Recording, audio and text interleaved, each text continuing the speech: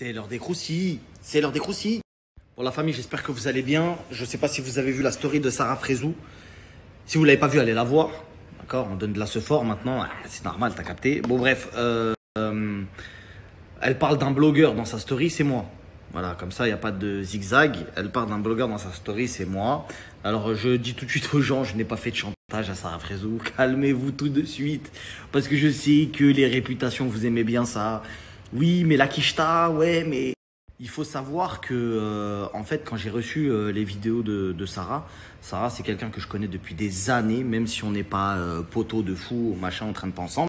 C'est quelqu'un que je connais depuis vraiment très très longtemps. On habitait à peu près le même quartier, etc. Et quand j'ai reçu ces vidéos-là, ça m'a fait un peu mal au cœur. Je l'ai appelé et je lui ai dit, écoute, Mareuse, t'as vu, j'ai reçu ça sur toi. Elle m'a dit, ah bon, mais qui t'a envoyé ça? Je lui ai dit que c'était un mec, d'un pote, du mec, du pote qu'il y a dans la vidéo avec toi, etc. Elle m'a dit, ouais, je sais, parce qu'en fait, ce mec-là, il m'a déjà demandé 50 000 balles pour pas que pour pas sortir la vidéo. Je dis, ah ouais, et tout, machin. Je dis, mais qu'est-ce que tu comptes faire? Elle me dit, bah là, je suis dans la merde et tout. Elle me dit, mais toi, c'est comment? Je dis, bah moi, il me l'a envoyé pour que je la poste, tu vois. Je la posterai pas, mais au bout d'un moment, si moi je la reçois, je vais pas être le seul à la recevoir. Et ben, va bien falloir que ça sorte un jour ou que tu trouves un arrangement avec ce mec-là, tu vois. Et après toute attente, elle a fait quelque chose que pas grand monde ose faire, c'est d'assumer ses conneries. Parce que c'est clairement une connerie de se filmer avec un mec. On l'a tous fait. Tout ce qui est nude, pics, vidéo, hot, etc. On l'a tous fait, hommes, femmes, etc. Donc, faut pas lui jeter la pierre à elle. Le seul truc, c'est que, en fait, quand on fait ce genre de vidéo, il y a les gens pas connus, il y a les gens connus. Les gens connus, moi, je les traite d'idiots. C'est des idiots. T'es connu, tu fais pas ce genre de truc. Par contre, quand t'es pas connu, tu peux dire, bon, de toute façon, je m'en fous, la vidéo, c'est entre nous, etc. Mais le problème, c'est que tu sais pas de quoi est fait demain. Demain, tu peux être connu malgré toi, tu peux être connu pour un truc, un talent, n'importe quoi. Le succès peut te tomber dessus. Et après, bah, du coup, tu te retrouves avec des dingueries comme ça. Sarah a beaucoup de chance parce que cette vidéo-là, elle n'est pas non plus, tu vois, on n'est pas tombé sur une vidéo à caractère sexuel. On est tombé sur une vidéo, voilà, il n'y a rien d'extraordinaire, elle danse, etc. Ça relève de l'intime, mais on n'est pas tombé sur une vraie vidéo hardcore comme on a pu voir sur d'autres influenceuses, où là, c'est très, très dur. Elles tombent dans des dépressions, etc., etc. Mais en même temps, personne leur a demandé non plus de le faire en sachant ou non si elles étaient influenceuses ou si elles étaient connues. Personne n'a demandé de faire. En fait, et en même temps, ça aussi, je ne le mets pas dans la même catégorie que plein d'autres choses. Parce qu'il faut savoir qu'en tant que blogueur, je suis amené à recevoir énormément de vidéos sur pas mal de gens. Il y a les vidéos comme ça, à caractère intime, etc. Les pics, les photos de gens connus, etc. Et après, il y a d'autres choses.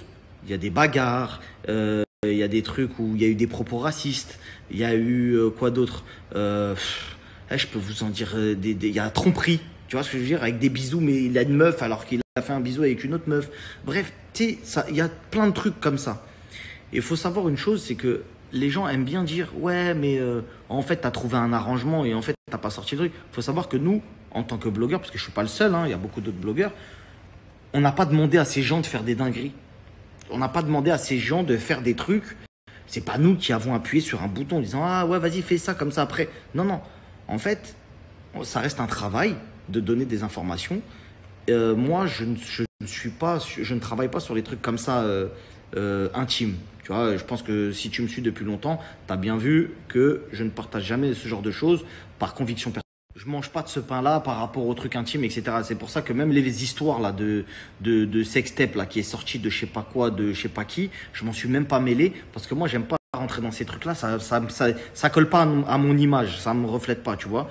Mais en gros, tout ça pour vous dire que ce qu'elle a fait, c'est bien parce qu'elle montre également une partie très courageuse que d'autres influenceurs et influenceuses devraient avoir.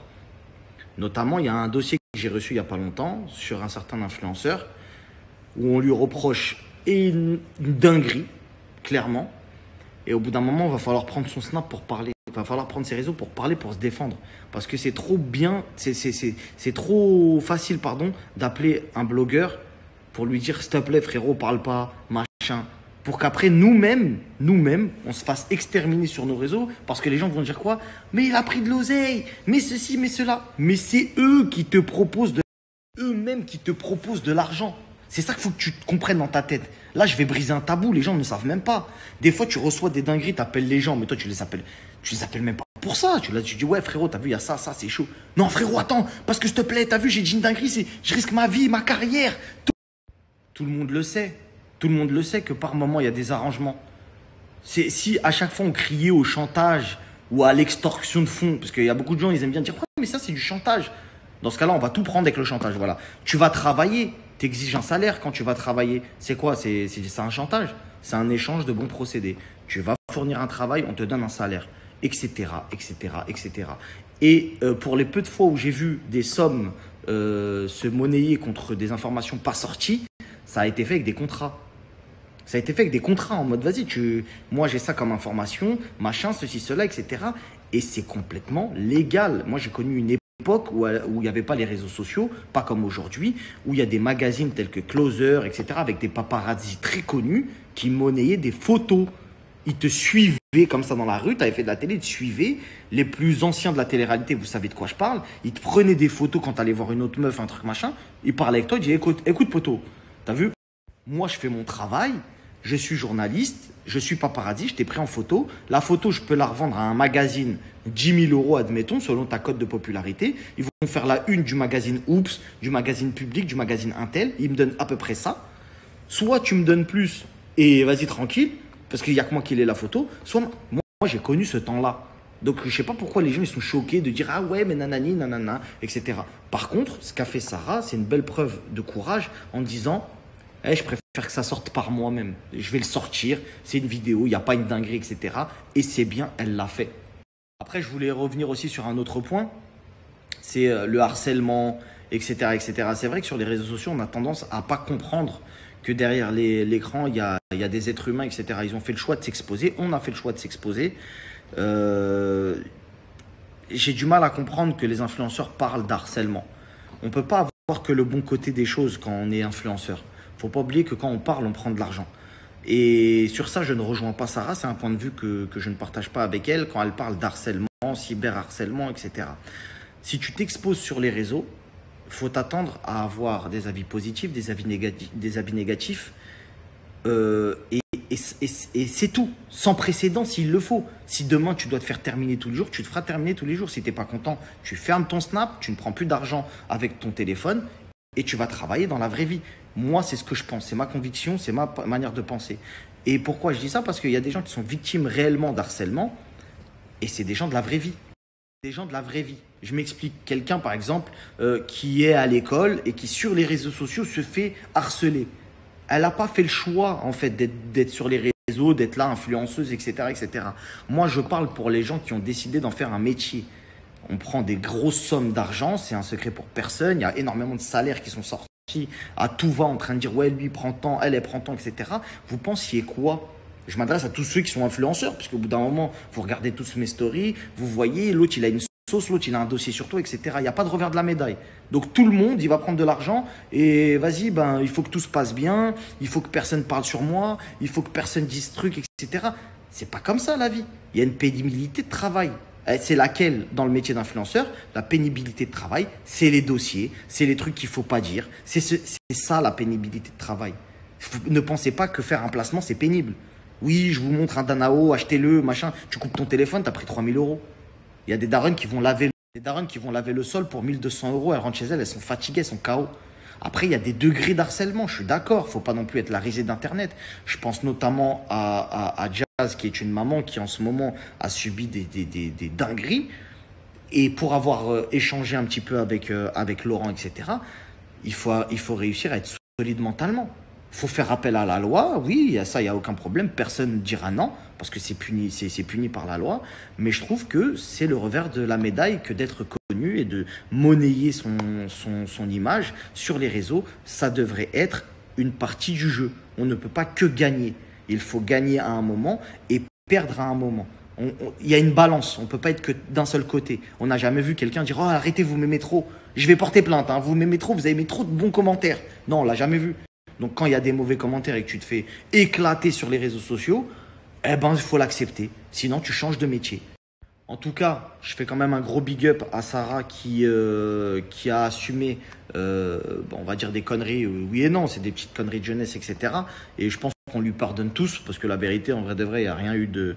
On l'a tous fait, ça sert à rien de faire semblant, il n'y a rien de méchant, mais juste au moins pour que les autres personnes issues de télé-réalité ou non, hein, des gens connus, etc., qui font des choses intimes et qui ne veulent pas que ça se sache, essayez de faire attention à ce que vous faites réellement parce que ça peut avoir une réelle répercussion sur vos familles, sur vos proches et ça peut effectivement vous ramener en dépression, etc. Hein. C'est pas parce que tu es influenceur que tu as le moral solide. D'ailleurs, c'est pas un métier qui est fait pour tout le monde. Ça, les gens n'ont pas l'impression comme ça, mais il faut être solide quand tu te fais insulter toute la journée ou quand on insulte tes proches, ta famille, tes enfants, ta femme, etc., etc. C'est un choix de vie. Il y a des gens que j'ai rencontrés dans la vraie vie qui m'ont dit je serais incapable de faire ça parce que le premier qui va m'insulter, je vais le wanted à vie. Et voilà, c'est un choix de vie. Un choix de vie, tu as décidé, etc. Comme par exemple, moi, je suis avec Nadé, je suis marié avec Nadé, c'est ma femme, j'ai des enfants avec elle, etc. J'ai décidé de l'exposer sur les réseaux. Et ben, s'il y a des gens qui doivent l'insulter, etc., je peux m'en prendre qu'à moi-même. Si je voulais que personne parle d'elle, je la cache. Fin de l'histoire, personne ne la voit. Bref, je pense que vous avez compris un petit peu ma manière de penser.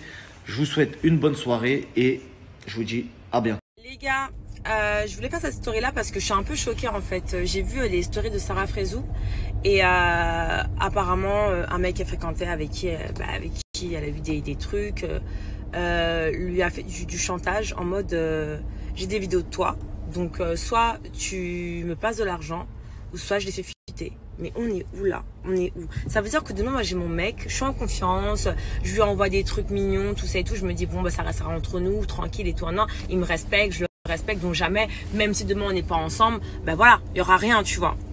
Non, t'as des fils de chiens, des gens très mal éduqués qui vont faire quoi? Et bah, qui vont juste te faire du chantage en fait. Bah, comme t'as un peu percé, que t'es quelqu'un d'un, bah écoute, si tu me donnes pas tant, et bah tes vidéos je fais fuiter. Mais comment Sarah, je te respecte et comment t'as eu raison de les faire fuiter toi-même parce que j'aurais fait la même chose que toi. C'est hyper intelligent et c'est pour arrêter ce genre de choses et c'est pour donner envie aux filles de plus avoir peur de ce genre de choses en fait. Faut arrêter le harcèlement. Je mets la lumière parce que ça m'a tellement saoulée, mais c'est juste pour dire qu'il y a des filles qui sont dans le même cas que Sarah, tu vois, et qui elles n'ont pas sa mentale. Donc elles vont faire quoi? Elles vont se taillader les veines, elles vont suicider, mais tu te rends pas compte? C'est incroyable. En fait, comment tu peux être aussi mesquin, aussi méchant? Après, vous allez me dire, ouais, mais elle avait qu'à pas faire ça. Mais en fait, sur l'instant T, tu te dis pas que le mec, il est malsain. Tu te dis, bon, bah, j'ai confiance en lui. C'est innocent, en fait. Je sais pas comment t'expliquer. Eh, vas-y, les mecs, vous êtes trop des bâtards. Allez travailler comme tout le monde, d'accord? C'est pas parce qu'une meuf, elle a plus d'argent que vous, plus de lové que vous, qu'elle est quelqu'un dans le milieu, qu'il faut essayer de la racketter en vrai. La vie de ma mère, allez faire un truc plus intéressant que ça parce que vous êtes ridicule. Et puis franchement, est-ce que vraiment tu te sens bien en te disant l'argent que j'ai reçu là, c'est parce que j'ai fait du chantage avec oh là là, mais ma phobie sur terre, ce genre de personnage. C'est quoi encore ce bordel? Franchement, il est vraiment temps que le chantage, l'harcèlement, les menaces de toutes ces petites bites là, toutes ces petites bandes de petites bites qui n'ont rien d'autre à foutre que d'aller faire du chantage à une meuf avec qui ils ont passé un bon moment, même voir des ex et tout ça, c'est encore pire les ex, à balancer les vidéos, les petites photos intimes parce que je pense que dans beaucoup de couples, il y a des petits moments intimes qu'on a bien partagé avec la personne avec qui on est. Des petites photos et tout ça et c'est tout à fait normal, chacun a sa vie privée, qu'elle soit sexuelle, qu'elle soit pas sexuelle, chacun vit sa vie comme il a envie et dans un couple, oui, il y a des échanges sexuels qui sont coquins, qui sont intimes, qui sont, voilà, comme chacun aime vivre sa relation de couple ou sa relation sexuelle. Mais c'est quoi ce bordel maintenant d'aller menacer les gens, de faire des chantages, de vouloir balancer des sextapes et tout ça? Je comprends pas. En fait, j'arrive pas à comprendre les mecs qui font ça. Je trouve que c'est vraiment des grosses merdes. Vraiment. En 2021, je crois que c'est un peu démodé maintenant de leur balancer des sextapes, hein, surtout que maintenant les filles les assument complètement avec Mime, OnlyFans. Moi-même Jésus, je monte mes seins, je monte mon cul, je ne suis pas du tout gênée. Donc voilà, franchement, faut passer à autre chose. En plus, 50 000 € pour ça, je trouve que c'est un peu cher quand même. C'est un peu osé d'aller demander à la meuf 50 000 € juste parce qu'elle est en train de faire bouger son cul sur un lit. Enfin bon, faut vraiment faire comprendre aux gens que les sextapes et ces histoires-là, c'est bon, c'est du passé. Avant, ça faisait un coup de buzz, maintenant ça fait coup de buzz, hein. Vous savez, on est tous faits de la même façon, on a tous la même anatomie, on a tous des moments intimes avec nos partenaires, donc voilà quoi. il y a beaucoup de personnes qui font ça. Moi, ça ne me choque pas du tout. Moi-même, j'ai déjà fait ça avec mon mec. Enfin voilà, c'est démodé, quoi. C'est passé. Il faut arrêter de faire ça. Il faut arrêter de vouloir balancer à tout prix parce que la personne est connue. Et même pour les filles qui ne sont pas connues, faut préserver l'intimité des gens. Ça ne se fait pas. En tout cas, franchement, force à Sarah. Et honte à toi, espèce de petite bite que tu es, parce que franchement, tu ne dois pas avoir une grande bite pour pouvoir oser faire ce genre de choses, hein, parce que en général, il n'y en a pas beaucoup dans le pantalon quand on ose demander déjà même 1 euro à une femme, mais là, 50 000 euros, ça fait cher, quoi. Et ça montre vraiment le petit rikiki que tu as dans ton pantalon.